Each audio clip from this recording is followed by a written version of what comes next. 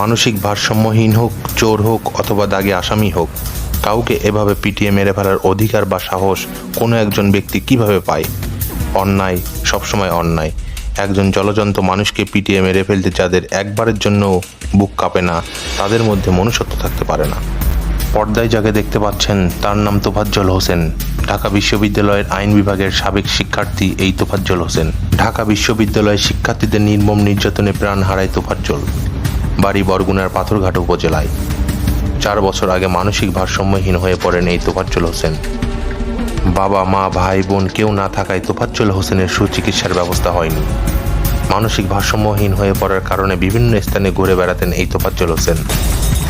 স্থানীয়রা জানান, মেধাবী তোফাজ্জল হোসেন একসময় ছাত্র রাজনীতির সঙ্গে যুক্ত ছিলেন। পড়াশোনা করতেন পাথরঘাটা কলেজে। স্থানীয়দের কাছে অত্যন্ত স্বজন পরিচ্ছন্ন ও বিনয়ী হিসাবে পরিচিত ছিলেন এই তোফাজ্জল হোসেন।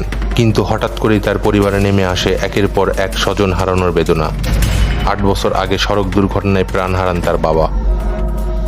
এরপর স্থানীয় এক মেয়ের সঙ্গে প্রেমের সম্পর্কের বিচ্ছেদ হওয়াকে কেন্দ্র করে তিনি কিছুটা মানসিক ভারসাম্যহীন হয়ে পড়েন। 4 বছর আগে ক্যান্সারে আক্রান্ত হয়ে মারা যান তার মা। মা হারানোর শোকে মানসিক সমস্যা আরও বৃদ্ধি পায় তোফাজ্জলের। এরপর তোফাজ্জলকে সুস্থ করতে চিকিৎসার উদ্যোগ নেন পুলিশের সহকারী উপপরিদর্শক পদে কর্মরত তার একমাত্র বড় ভাই। তার এই বড় ভাইও হঠাৎ করে লিভার ক্যান্সারে আক্রান্ত হয়ে মারা যান। তোফাজ্জলকে মাঝে মাঝে ঢাকার বিভিন্ন স্থানে পাগলের মতো ঘুরতে দেখা যায়। তাকে অনেক সময় উদ্দাম শরীরেও দেখা যেত। অনেক মানুষ তাকে ভালোবেসে খাবার কিনে দিত, আবার কারো কারো কাছ থেকে টাকা নিয়েও খাবার কিনে খেতেন এই তোফাজ্জল হোসেন। মানসিক ভারসাম্যহীন তোফাজ্জলকে ঢাকা বিশ্ববিদ্যালয়ের শিক্ষার্থীরা নির্মম নির্যাতন করে মেরে ফেলায় ক্ষুব্ধ সারা বাংলাদেশের মানুষ। তোফাজ্জল কখনোই চোর ছিল না। একজন ক্ষুধার্ত মানুষকে চোর অপবাদ দিয়ে এভাবে নির্মম নির্যাতন করে মেরে ফেলা কোনোভাবেই মেনে নেওয়ার মতো নয়।